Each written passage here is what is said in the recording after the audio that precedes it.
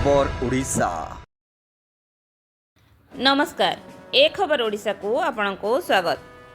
गुरुत्वपूर्ण खबर तुंड्रा ठारे थिवा गद्रे मेराइन ले घटी दुर्घटना।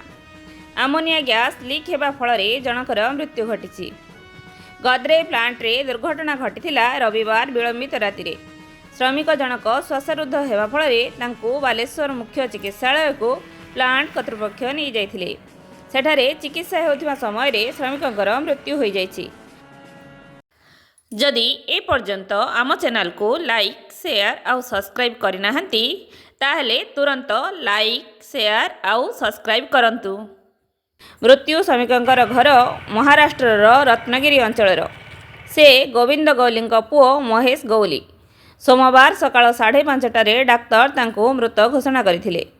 खबर पाई खंतापड़ा थाना पुलिस मेडिकल ले पहुंची शव जबत करने सहित व्यवच्छेद कराइथिले। एथिनेई खंतापड़ा थाना रे एक मामला रुजु मध्य करा जायछि।